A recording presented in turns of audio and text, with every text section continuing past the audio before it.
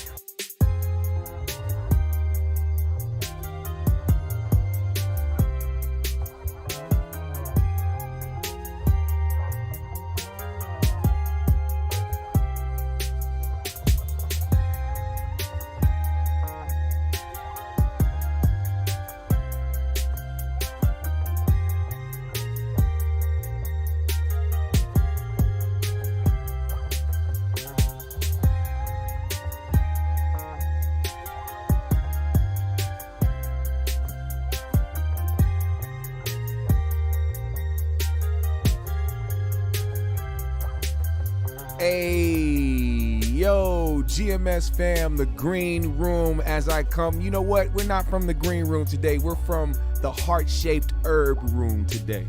The room is filled with the heart-shaped herb. We are all being filled with the powers and the strength of the Black Panther.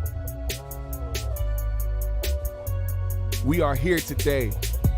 I saw the movie 2 times in a row, and I'm very excited to talk to you guys about this movie. Hey, Kale said he just left the theater. Hey, man, look, as some of you may know, I went to go see the movie on opening night. First of all, you know we start out every show with peace, love, positive energy, good vibes, passing it forward, hoping that you pass it along as well, and also Wakanda forever. To everybody in the chat, shout out Glittery Bubbles, Areas, Baby G.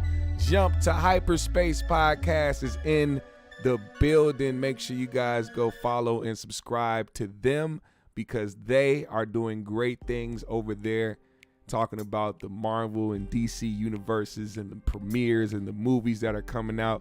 They've had me as a guest quite a few times, man, and we did a podcast on the premiere of Black Panther. It went very well. Movie was great. I loved it. And also,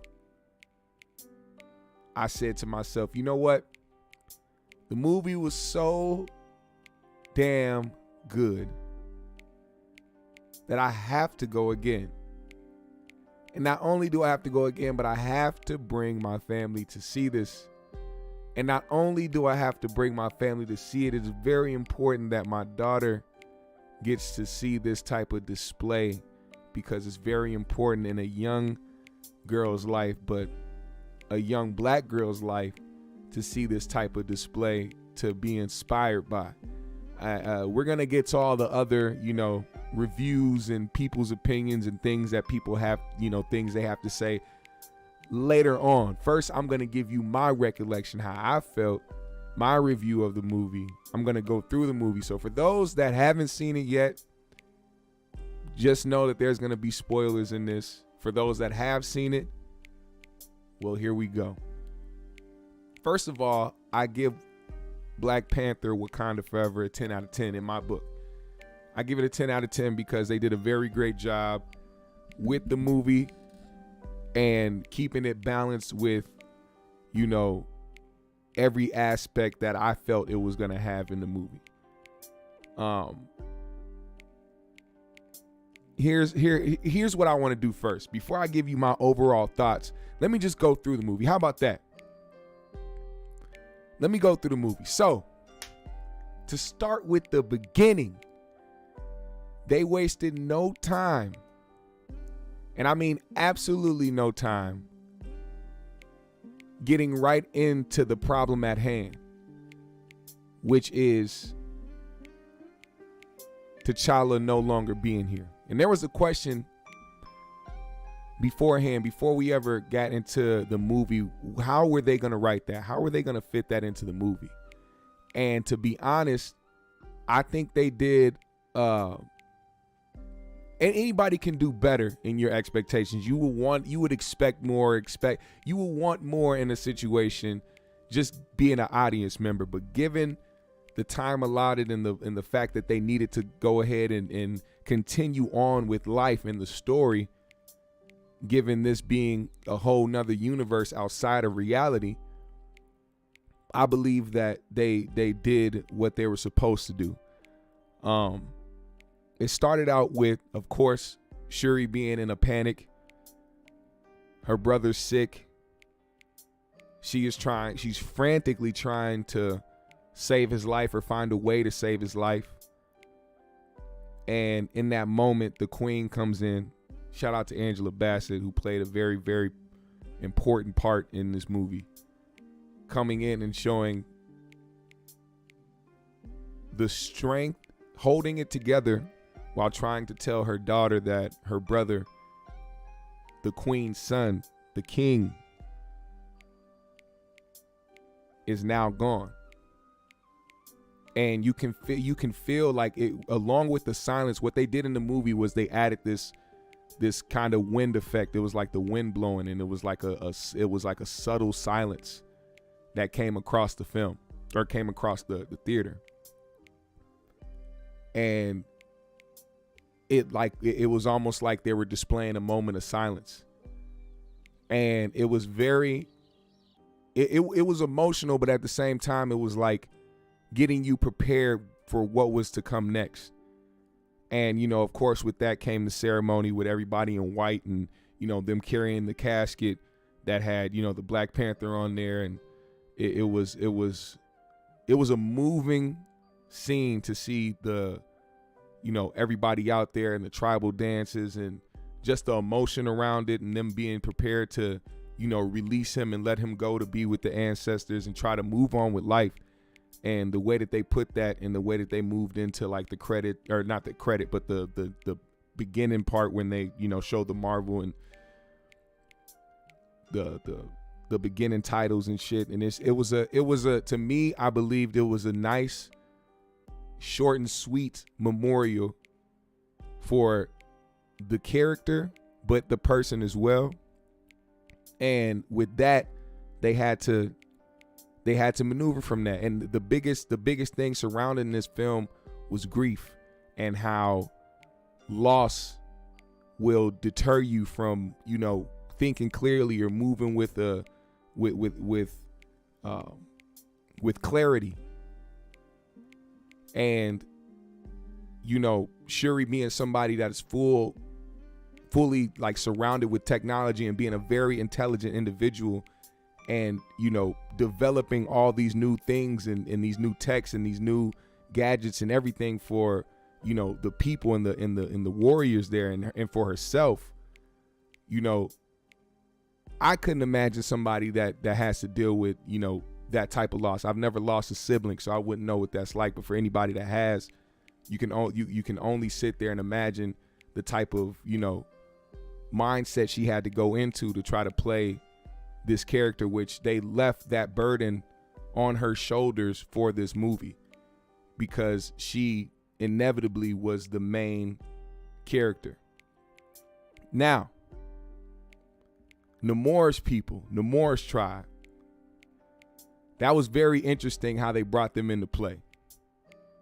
Now, and I want to let you know, if you guys see any skippage or if there's any glitches, just know, because when people try to do movie reviews, they've now switched it to where YouTube, you know, people have to have like contracts, and you know, they have deals with, you know, the movie or the producers or whatever to like do legit reviews and shit like that to put on YouTube and try to flood everybody on the algorithm, so they try to think people are playing like actual clips from the movie. So excuse the glitches and the pauses. It's YouTube trying to check if I'm playing the actual movie. They some bitch ass niggas. But anyway, no more.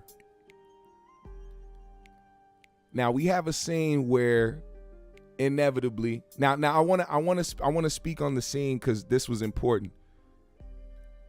The scene, first of all, when the queen talks about, or when the queen comes into a conference with different countries, and they try to talk about how it's unfair that Wakanda has the resources of vibranium and not sharing them with everybody else. She made a prolific statement talking about the fact that they work so hard to keep that material away from people like them, the dangers of that society, because you guys are the ones that like to use weapons of mass destruction against other people to get your own resources and to get what you like to get and get what you want out of the ordeal. We don't move like that. And on top of that, during that whole speech, there was active attack on Wakanda trying to find vibranium. And that's when you seen the display of defense by the women of the Wakanda tribe, which we saw that in the first Black Panther. I don't know why people were so surprised by the heavy presence of women warriors when it was already there in the first one, but we'll get to that later. Now, while all this is going on and how they've protected and they still feel protected, even though T'Challa is gone, they still feel protected. They still feel like they have the strength to protect their country. But see, Namor is he's a different being. And him and his people have actively made it a point and made it a part of their lives to not be seen by the public and keep their identities a secret from society. And what surprised everybody else was finding out that they had vibranium where they were. See, everybody thought that Wakanda was the only place that housed vibranium. But come to find out, in this underwater oasis that Namor lives in with all of his people, which the backstory of Namor, I would get into that, but I would rather you see the movie because it's very intricate. It's very, you know, you want to be able to pay attention to that. I don't want to butcher that, but just know that from where he was until where he got to, the underwater oasis, he was able to create something and put himself in the eyes of his people as a god. And the opening scene with how you get introduced to them was a ship. There was I think it was a Navy ship or something like that. And all you heard was a symphony of voices. And you wonder, what is that? Next thing you know, people start jumping off. It was basically a trance. She put them in the people put them in a trance to force them to basically off themselves.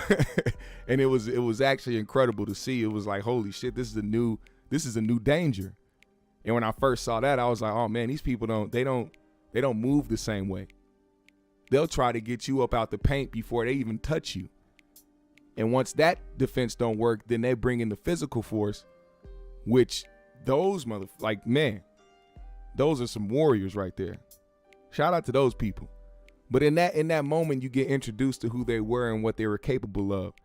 And the thing about this is that what played into this was Ironheart. There's a character named Ironheart who, in the movie, a 19-year-old young college student black girl who created a device that could spot vibranium that nobody else could do. Nobody else had the ability to do at all.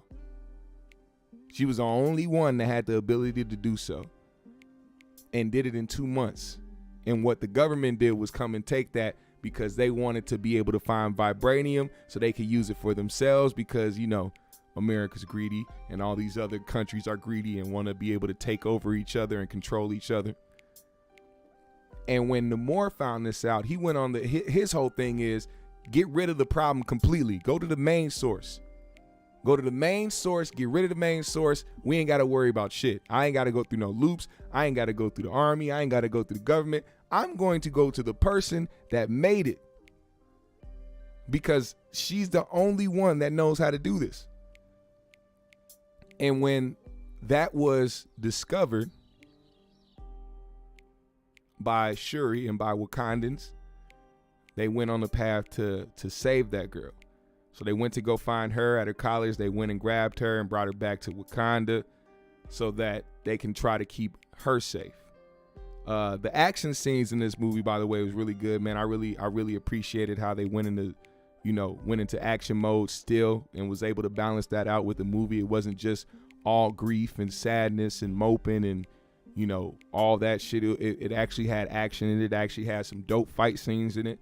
And the one scene the bridge scene where they all were fighting against Namor's people, and everybody was going back and forth, and next thing you know, they took, Shuri with them and basically defeated, the defense around her. And what happened was, oh man, what I almost forgot. I can't keep forgetting the name of what's her character? Hold on. I keep forgetting her name, man. I got to get the cast on here. I want to get her character's name right. That's what I want to do. Okoye. There we go. Let me make sure I say that right. Okoye. She failed to keep Shuri safe, which ultimately resulted in her being dropped from her position by the Queen. And when I first seen it, I was like, damn, the Queen is kind of going a little too hard. She was like, damn, that's it. You lost her. Now you can get a chance to go and get her back. No, your position is ruined. You're done for. That's it. Get up out of here. But then she made a good point. She said when Killmonger came and took over the throne, you guys stood by his side while she went to go beg to the Jabari to try to help her get it back. There's been many instances where people have been against the Queen and the throne, and now she has no more patience. No more patience.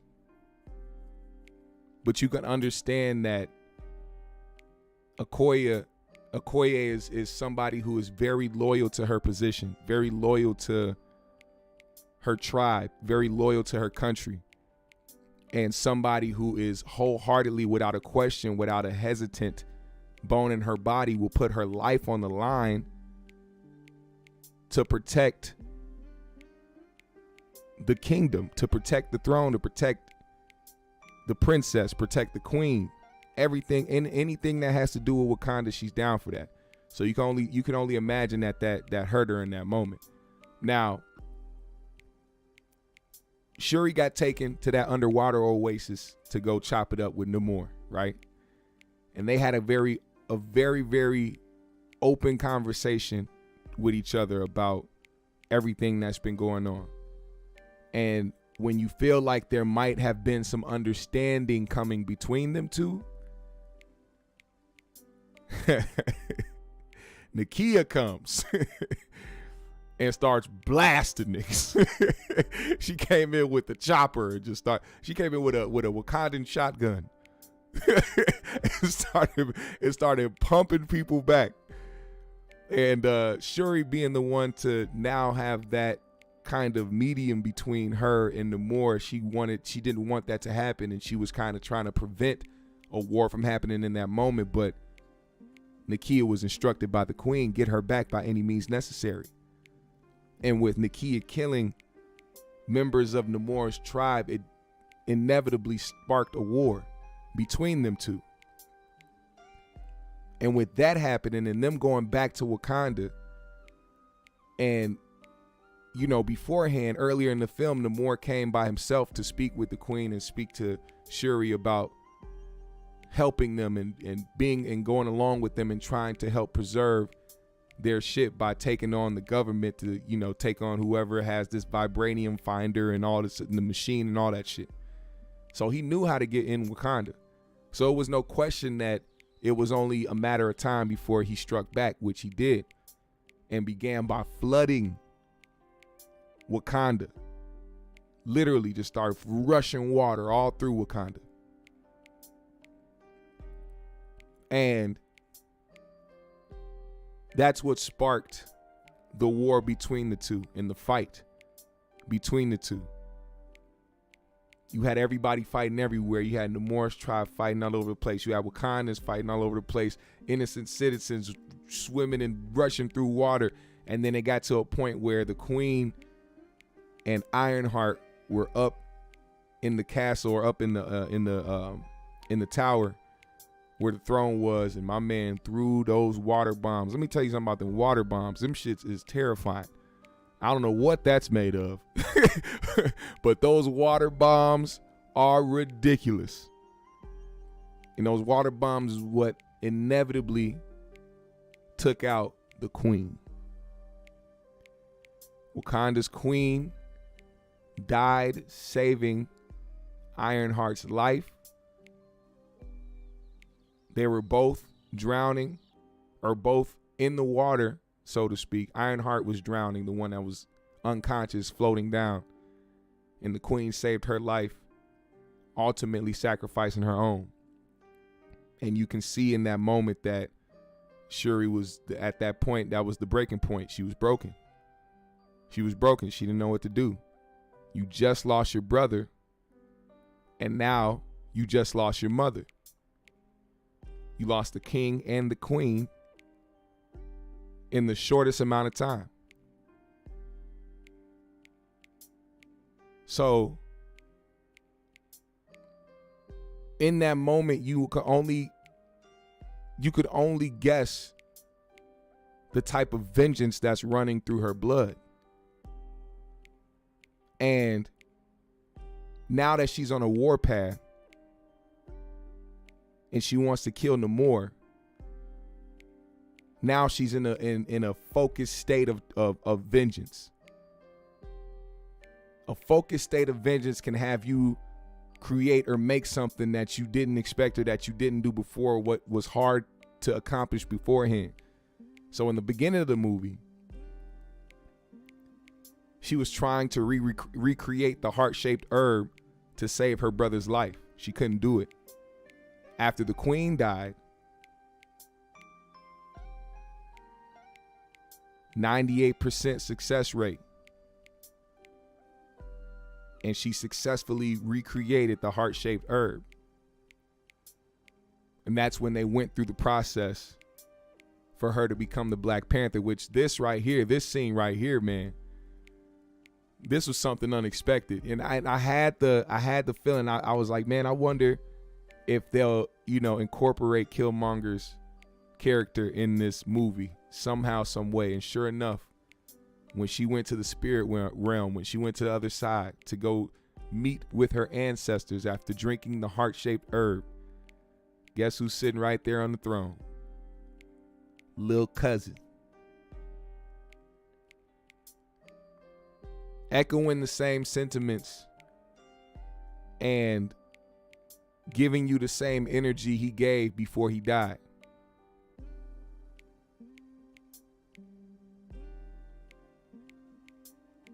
And it gave you the sense, because even after the first Black Panther, people was like, yo, that what Killmonger said was prolific. And then it goes to the conversation, even with, the conversation or the topic of Ye saying about slavery being a choice.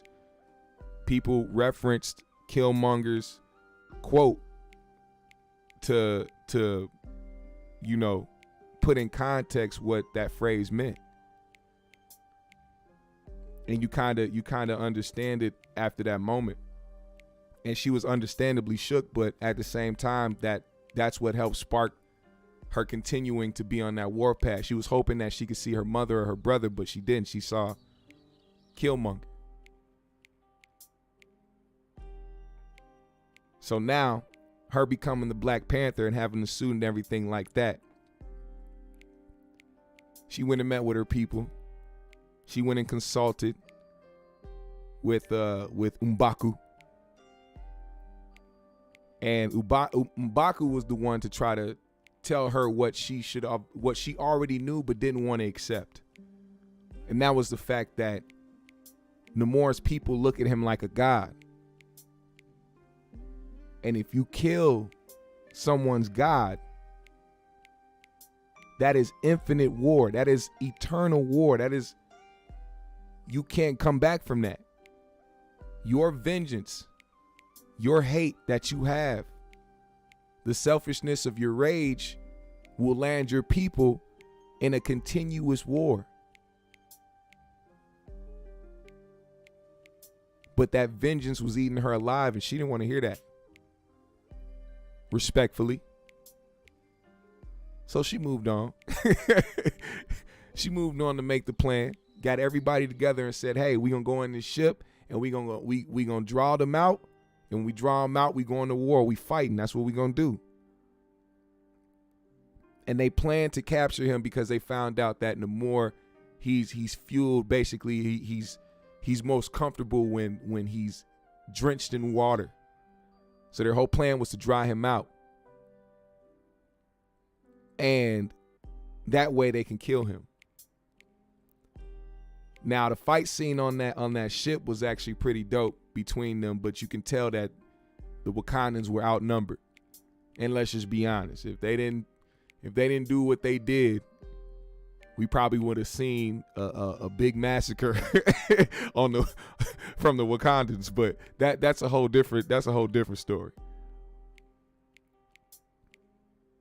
Now, Shuri and Namor's fight was very intense,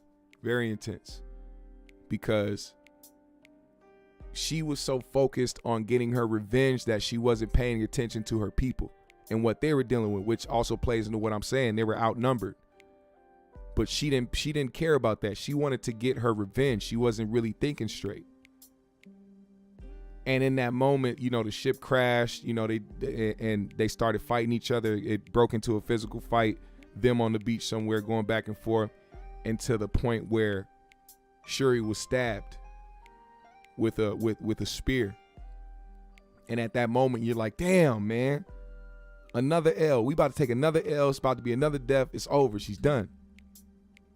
And that's when she thinks about the quote that Killmonger told her, whether or not she wanted to be like her brother or be like him, and broke that spear off, toughed it out, pushed through, went up to Namor, grabbed that shit, and was ready to end his life. And at that moment, her rage, her vengeance, everything inside of her, all that revenge that she was holding in her heart, she stopped for a second. And with that little second of stopping before you made that decision, her mother's voice came and said, show him who you are. And when she did that, clarity came through. As much as she wanted to end his life for doing what he did, as much as she wanted to end his life for feeling the loss and the pain and the hurt of losing her brother, the frustration and the pressure of now becoming the queen of Wakanda, she stopped herself in that moment and said, yield. The people of Wakanda will protect your oceans, keep your secrets safe.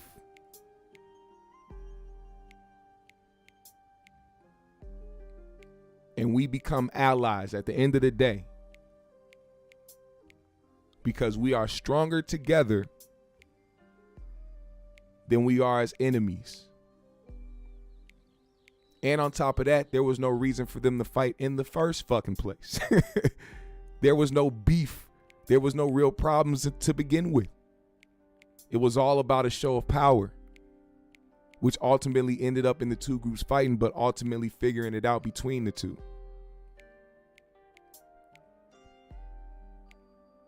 She had every chance to kill him, and she didn't.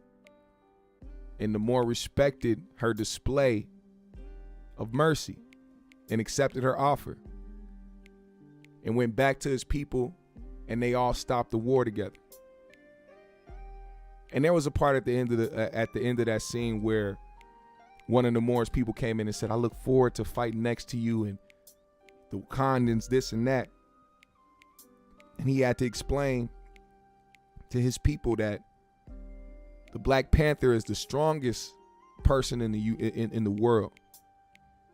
The most strongest nation in the world is Wakanda. It is beneficial to us as a people to be allies with the strongest people on land, us being the strongest people in the sea. This can be an unstoppable alliance. That's where I'm hoping that his mindset was. And I'm pretty sure that it leads to what's going to happen in the next Black Panther movie when it comes to the plot and how they maneuver and how they write through that movie. And I really love that. And now and when it got to that point of, you know, okay, we build an alliance, we don't have to worry about being in a war, we don't have to worry about anything else. Shuri now can be able to start her grieving process.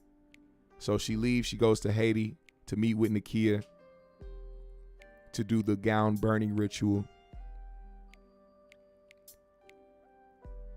And in that end scene, you know, they did it to where, you know, another small tribute to Chadwick, you know, in the Black Panther, T'Challa, and the credits roll.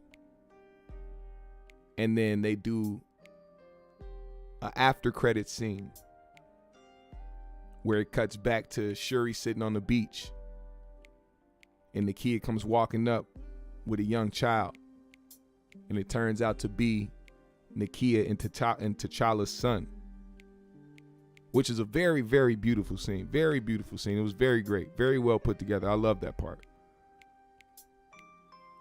And, you know, he says his real name is Prince T'Challa, son of King T'Challa, which was great. It was just an overall great moment. I think they really did a good job playing that in, and also leaving it up to, you know, curiosity what they'll do next, you know, now that he has a son. Now, let's talk about a little bit, because in the movie, like I said, 10 out of 10, I loved it. And I recommend people go see it more than once. Just go enjoy it. Bring your family. Now, some of the things I've been seeing regarding the movie is people talking about the agenda of pushing men and specifically black men away from society and boosting up more women and putting them in the forefront. And although I understand that agenda and what they've been doing with certain things and certain TV and movies and whatever and commercials and shit like that, I did not feel that at all in this movie. I did not feel any of that. I know people want to hold on to certain things, and I know people want to stay vigilant and want to stick to their points and stand on their opinions. But some things you have to see for what it is. And I didn't see anything that had to do with pushing black men in the background when it came to this movie. What I saw was what has been a trend of things in the black community for a long time, which is when grief comes around, when sadness is there, when depression and things seem to be falling down, it's always a black woman being an anchor, being the strength to try to hold things down, whether it be your grandmother, the matriarch of your family, or your mother, or different people around you who try to stay strong and keep it together for everybody. And this movie, to me, displayed that through Shuri's character, the Queen's character, Nakia's character, Okoye, everybody that was grieving, everybody that was sad about the losses and still taking losses, still was standing strong through it all. And we're not going to try to act like they didn't need the help of everybody. The men were there. They couldn't have did it without them. Shuri had to go to M'Baku to ask him for his help. She needed him. It was about being together. It was about needing each other. That's what I got.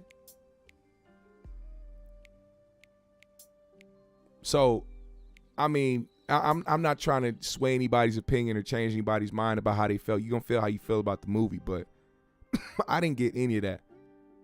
I didn't get anything of an agenda or anything like that. And people, and so even somebody tried to bring up, I was reading on Facebook earlier, somebody was talking about how the movie was whitewashed. And I was like, whitewashed? Where did they get that from? And I'm seeing comments, and the dude commented, yeah, did you catch the gay stuff that was at the end? They're like, the gay stuff? What gay stuff? What happened? We didn't see no gay stuff. Oh, the two bald-headed chicks at the end. And in my first time seeing it, I didn't see any of that, right? So we went to go see it again today, and I was just watching the end and shit. Man, it was the part when one of the Wakandan warriors walked up to another girl and kissed the girl on the head and kept walking. A 2-second scene of one of the warriors kissing another one on the head and walking off made niggas go, oh, they pushing that LGBTQ shit, nigga. It's like, yo, come on. Come on. What are we nitpicking this shit for? Why can't we just enjoy a movie? Why can't we enjoy the movie, man? And I seen, there's hashtags, people putting up recast T'Challa. Recast for what, man? Why are people acting like there were absolutely no women involved in the first Black Panther? Why are people acting like the next Black Panther just sprung up with a bunch of warriors of bald-headed women and just decided to run with that? Like, I don't know, man. It was a lot of weird takes on this shit. The weirdest take of it all was some people having a problem with a black girl who sounded hood but being one of the smartest girls on the planet, who could invent something nobody else could in just 2 months.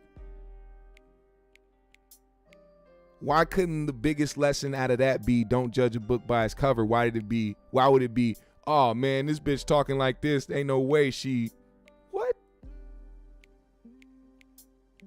I didn't know, look, man.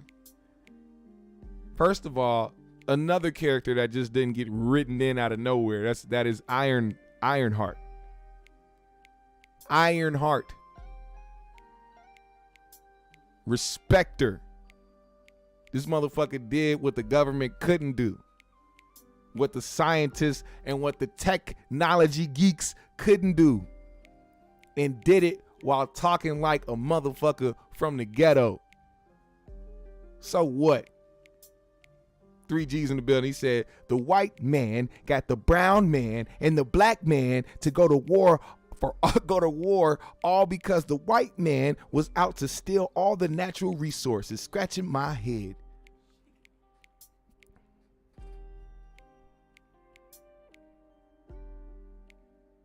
That's very true, actually. The very beginning of the scene, like I said, they had a press or a conference or a get together between nations. And it was two white people talking about how much they wanted vibranium. And it was the white people that was rushing in Wakanda and rushing in the waters to try to steal vibranium. But somehow the niggas and the Aztecs started fighting and tried killing each other. Nigga. Motherfuckers was killing each other. The only white blood that was shed. Matter of fact, there was one white, but see, why didn't y'all hotep ass, red pill ass fucking niggas talk about that shit? There was one white man who shed blood in that movie. He got hit with a spear and that was it. Everybody else drowned. So what other white men have bloodshed? At least them niggas can swim away or some shit. We was getting fucked up. That's the truth. But I like the movie overall, man. I can't lie. I love the movie overall. We got to appreciate the fact that this was pulled off after losing the lead and who would have been the face of the Black Panther for years to come.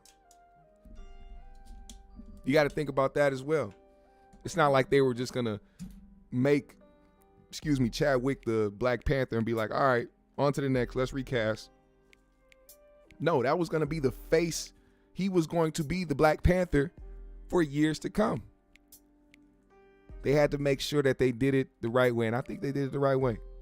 So now, I will open up the floor for you guys real quick in the comment section. Like I said, sorry about the skippage. YouTube really thinks that I'm like playing the movie or some shit, even though I haven't shown anything. That's how much they hate on niggas too on this platform. You could say you doing a Black Panther movie review and they'll try to fuck up your stream so nobody can see it because they just assume that you playing the fucking movie. It's a goddamn shame. AP said the fighting scenes was whack, especially the ship scene. What? And that white man was old as hell. It was a good setup for part 3. That's it. I mean, when you want to have a good setup for part 3, I mean, you have to deal with grief and loss. You can't get away from the elephant in the room. And I think that they did a good job balancing all of that in. And then on top of that, not taking it too far because, I mean, at the end, of course, they built an alliance. I would like to see that alliance between Wakanda and Namor and his people. You know, on the next. No, AP's not trolling. We had a conversation behind the scenes. He didn't like the movie. he didn't like. I mean, he said it was a 7. He said 7.5, right? You say you gave it a 7.5. You gave it a 7.5. If I'm correct. AP's telling the truth. He is definitely telling the truth, y'all. He is. Trust me. I trust me. I know that there's been the controversy and the different things surrounding it. I just feel like the expectation with some is too high. I go to movies just to enjoy the cinematography, enjoy the story behind it, enjoy whatever they put into it, because I know if we was ever sprung into a situation like that, like most people would do, they say, man, I would have did it like this, or I would have recasted T'Challa, or I would have put this scene in there, or I would have had this going on, or I would have had more buff niggas to look at on screen, because it seemed like a lot of niggas wanted to look at niggas all day. Let's just be real.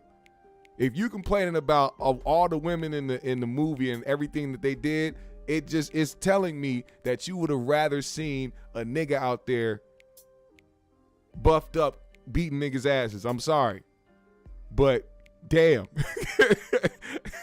can we chill for a second? The fight scenes to me were still dope, and Shuri is a tech geek. She's not a physical combat fighter. She's a tech geek, so her fighting is gonna be more on the tech side.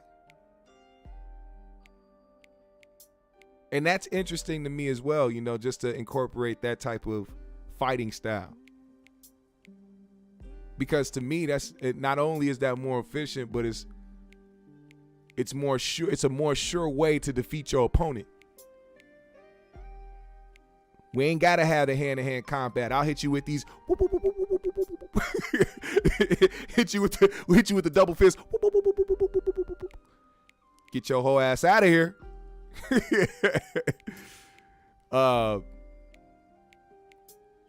Kenneth Berry said they for sure should have blamed all the chaos on the CIA. Like that should have been the first thing Shuri and Angela Bassett should have said. Hell yeah. Glittery said, I feel like the first Black Panther was so groundbreaking. It was hard to avoid the sophomore jinx, especially given Chadwick passing, but killing Angela Bassett is where I drew the line.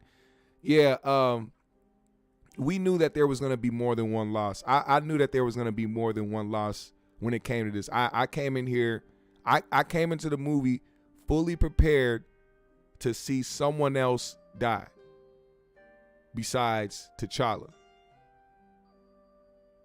And that all it all stemmed from a conversation with my guys when we had the pod with Jump to Hyperspace, when we talked about, you know, just the subtle signs and like the premiere or the previews and shit, you know, when the Queen talks about losing everything. And, you know, and that's another thing Marvel does. They'll put certain scenes. We talked about that too.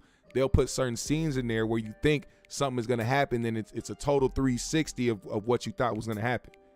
Like when people saw Avengers the Avengers preview. I think it was Endgame, and thought that, not Endgame or Infinity War, and thought that the Hulk was going to be somebody out there fighting Thanos, when in reality, when you actually saw the movie, that nigga Hulk bitched up. And you hardly saw him at all. And that was that's a trick that Marvel likes to do with their previews. So when you see a preview of Angela speaking and saying, "I have lost everything," you're thinking to yourself, "Damn, is Shuri gonna die?" Come to find out, in the movie, it was at a point where Shuri was just taken somewhere. Then come to find out, reversed, it's the Queen that died. So, good writing, good movie. I think, AP said the next movie will make or break the franchise. I believe that as well. And I think the nice setup for that, when M'Baku came off the ship and they thought they was going to get Queen Shuri, and he said, "I'm here to challenge the throne." I think the next Black Panther, he's going to be more prominent in that movie. I think we're going to see more battle scenes, more fight scenes when it comes to M'Baku and his tribe. I really hope that, because that's one person I think who needs a lot more shine in that movie. His character is a real warrior. No heart-shaped herb needed. I fuck with M'Baku, for real. He said, "I wanted to suck on Angela Bassett's top lip the whole time. Kind of hard to focus. Damn, I know you was sad when she died." He said, "No." You was watching them give her compressions. Her top lip was the only thing moving. He said, "Oh."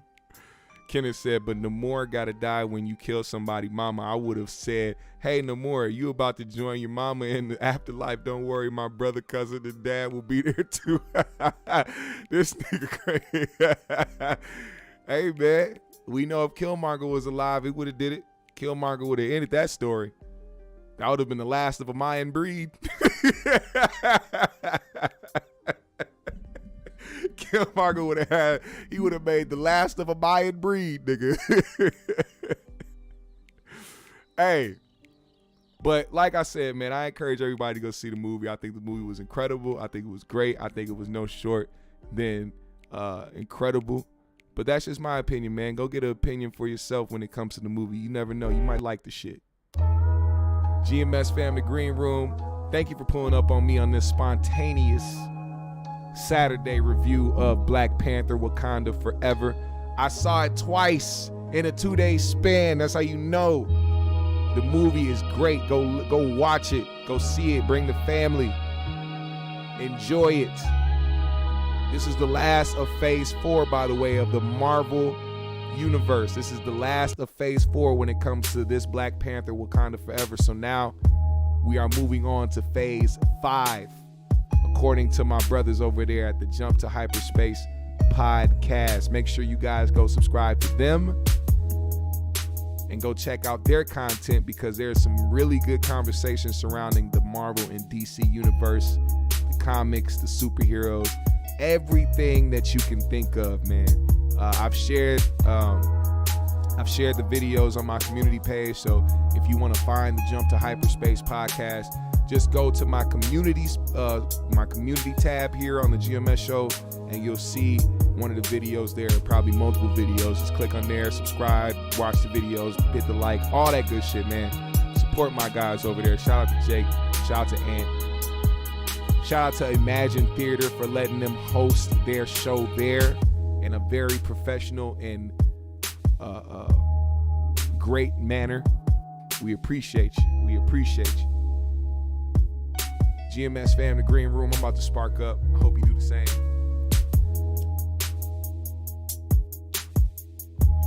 YouTube can eat a dick trying to fuck up the stream. So disrespectful. So disrespectful. This has happened in every movie review I've ever done. They've tried to fuck up. I don't know what it is, if niggas need licenses or if we need permission from the movie studios. I don't know what it is, but they've tried to fuck up every movie review. That's why I don't even do movie reviews on here, because they try to fuck up every stream. But the GMS fam always pulls up and shows love and participates in that chat. And I am wholeheartedly thankful and humbled by y'all support. Make sure you hit the like button, hit the subscribe, share this video, follow me on my socials. I'll follow everybody back. Hit the Cash App today if you are feeling generous. I would most appreciate it. You would be a big help to the GMS show. Leave a comment under this video when the live is over. And I hope you enjoy the rest of your weekend. It's Saturday. Hit up your local tree dealer. Get you an eighth, roll it up, smoke it, watch a movie or watch your favorite TV show. I recommend Fresh Prince or the Jamie Foxx show or one of those beautiful shows that make you laugh all the way through nonstop. And enjoy your night, all right? GMS fam, the Green Room. One love, everybody. We out.